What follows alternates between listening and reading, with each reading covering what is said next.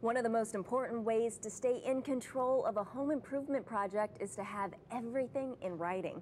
Here with the details of dotting the I's and crossing the T's is our homework expert, Eric Dale from the National Fix and Flip Network. Good morning, Eric. Good morning, Holly. How are you? I'm great. Okay, talking about these home improvement contracts, what do we need to be looking out for, Eric?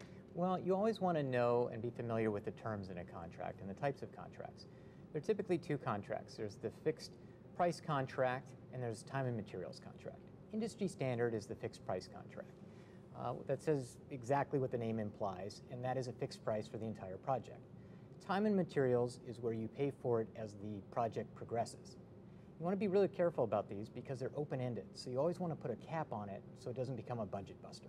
Okay, let's talk about payment, because I know a lot of people always wonder, I hire a contractor, how much do I put down at the very beginning, or how much should I put down in general? Well, that's a great question. You always want to have, in a contract, there'll be milestones when you have to make these payments. And you never ever want to put down more than 30% of the entire job at one time. And you definitely don't want to pay a contractor for any work that they haven't done. That seems to be a big mistake people make. It is, and people really fall down when that happens. And how important is it when people make changes to have those changes in writing, everything be put in writing? It's always important to have everything in writing. You're going to have changes in any project, and you want to make sure that you're covered and the contractor's covered, that it's all in writing and everybody knows where they stand. How important is it when hiring a contractor to do your research on this individual? Because a lot of people get scammed.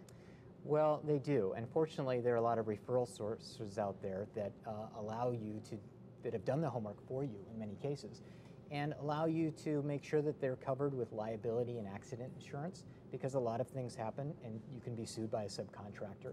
And you always want to check and make sure that for your own home insurance that it's covered as well, so that if there's damage done, you're covered.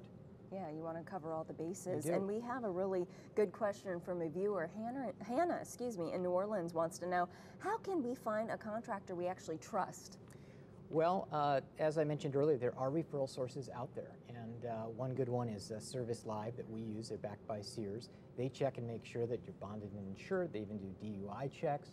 The other thing you can do is talk to friends and family, see who they've used. Or if you just have seen a project that you like and you're impressed with and you see a sign out front, don't be afraid to pick up the phone and call them. And remember, Hannah, always do your homework and you'll protect yourself. That's important information. Thank you so much, Eric. And just want to mention, we just read an email from Hannah. If you want to submit a question and we decide to read it on air, we will send you a fantastic prize pack, some items over there you're seeing right now. So for more information, head on over to our website, dailybuzznow.com, click on homework.